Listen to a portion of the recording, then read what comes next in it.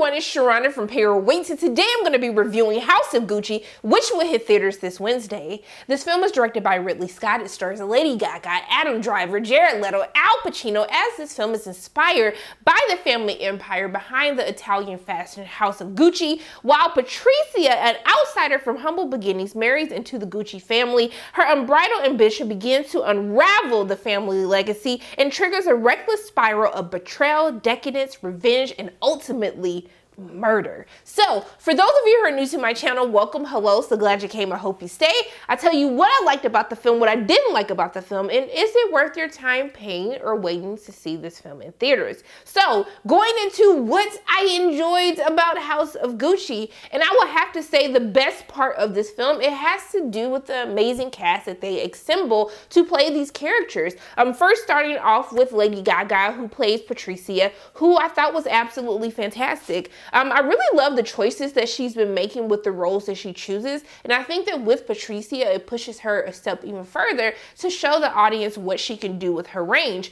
Going off from A Star Is Born, I do think that this was a great choice, not given how the movie ultimately ended playing out, but I think when you see the director that's attached to it, when you see the cast that is attached to it, and you see the meat that she has of this character who she has to portray, it makes sense why Lady Gaga would choose a role like this. And I will have to say that the movie is most captivating, it's most engaging when we were actually focusing on Patricia's character, which I'll get into later in my cons, was one of my issues of the story because her character completely disappears in the final act of this film. But what I will say is I also love there's this like very light undertone of what it meant to be a woman during that time. Not only just with how, you know, how she interacts with the Gucci family, but as we see her try to as she has this vision of what she sees of the Gucci family, what this Gucci empire can actually be, we get to see that even though we have this fashion industry that is really geared towards creating clothing for women, that we see that during this time, and honestly, I mean, I think just now we're starting to get a little bit more diversity as far as fashion designers, but it's an industry that is dominated by men. Men are running these fashion empires. And I really love how they just so flawlessly, you know, you can see how this woman who, you know, she comes from this different family. She's already not accepted when she first arrives, but she has a vision of what the empire can do, what the family is capable of, even though at times they can't see it themselves. And how, as you see the movie unfold, as she begins to really manipulate a lot of these family members into greatness, into being successful, but you still see that they don't want to give Patricia the credit that she deserves, the shine that she deserves, the roles that she deserves within the family company. And I really like that they highlight that. It's not too dominant in the film, but you really get to see the subtleties of that, and I think that they did a really great job of that with Lady Gaga's character. Also, too, I liked Adam Driver as Mauricio. I will have to say, from a chemistry standpoint, it's not like they have like this intense burning chemistry between both of their characters, but there's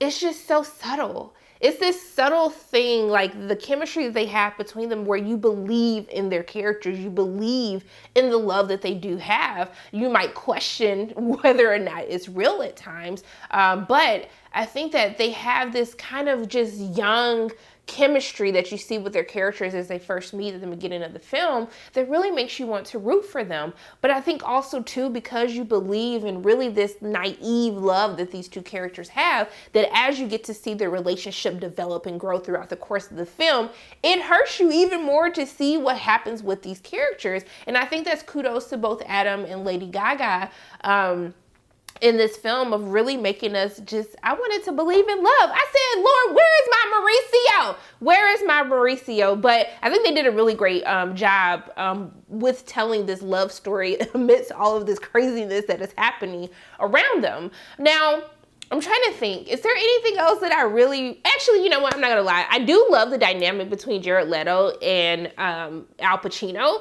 They honestly, they kind of edged the other two out as my favorites in the film, just watching their dynamics.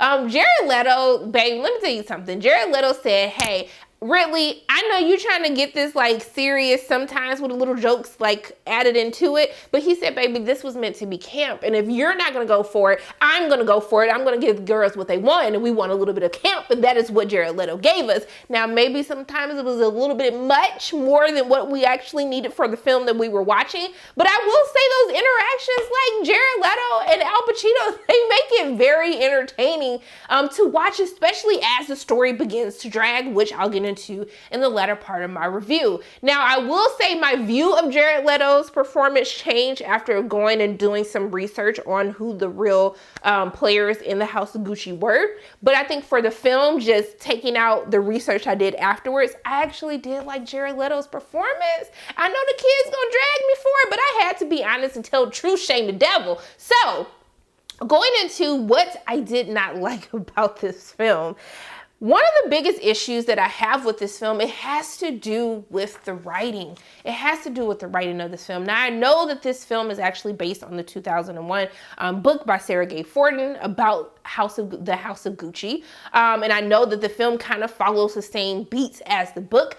But I think that when we're getting into like an adapted screenplay, I think that there are liberties that you can take to flesh some things out that might not have been in the original source material, or to at least like lean into this, as you saw from the description, this crime thriller.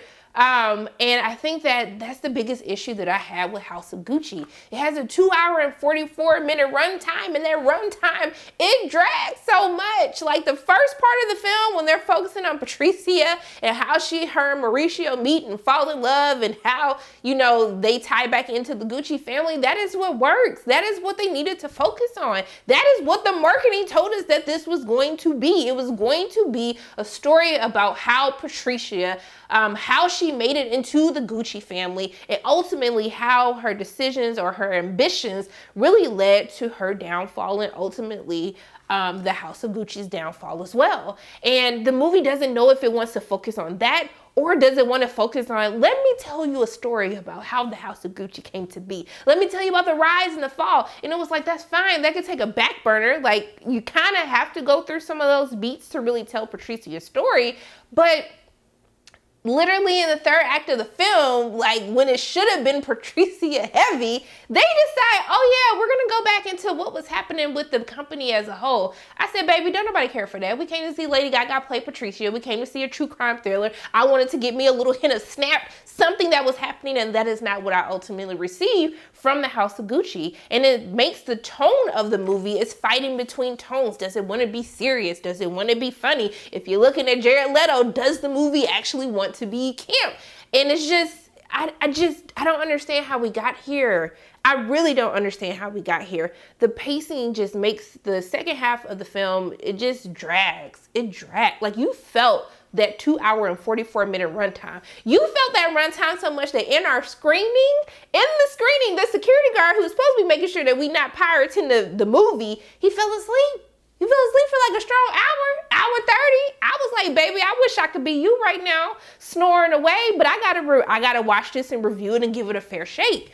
Now, also too, I will say the accents, some of the accents wasn't giving me what it needed to be giving me, but, and actually bringing up accents, let me get into Jared Leto, because he's not the only one who I had this issue with. But I will say that the movie does do a great job of making you interested in the story and you want to learn more about these characters. So obviously after I watched House of Gucci, I wanted to go and learn more about the Gucci family. And when I saw what Paulo looked like, I was just like, now Jared, why did y'all do Paulo like that? First of all, he didn't sound like that and he didn't look like that.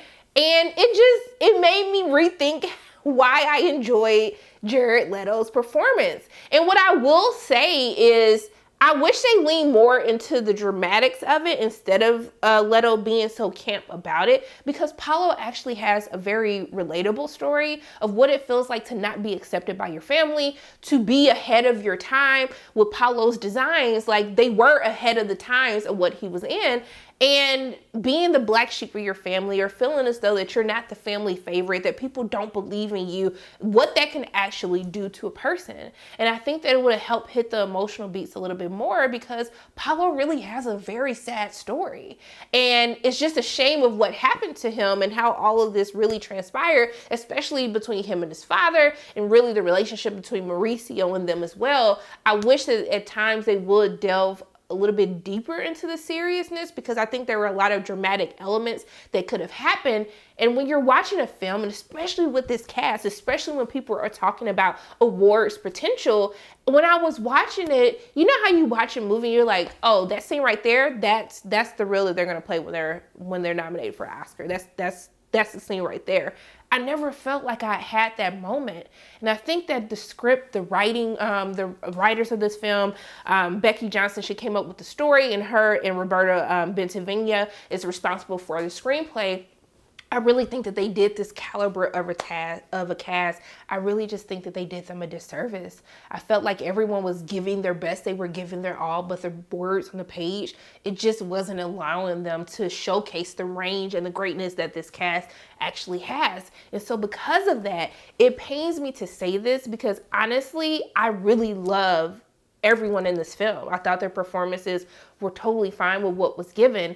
And because of them, like, I want to say pay to see this. I do think if you're a Lady Gaga fan, and like anyone in this cast, I think that you're gonna love it. I think you're gonna enjoy it. I think that just watching them on screen, I think that will make the experience a little bit more bearable. But if I have to be honest with you, after sitting on this, I watched this movie twice over the course of a month.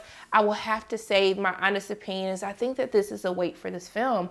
I honestly believe that there is a better movie trapped inside of these two movies, this horrible tone that is meshed together in a very long 2 hour and 44 minute film.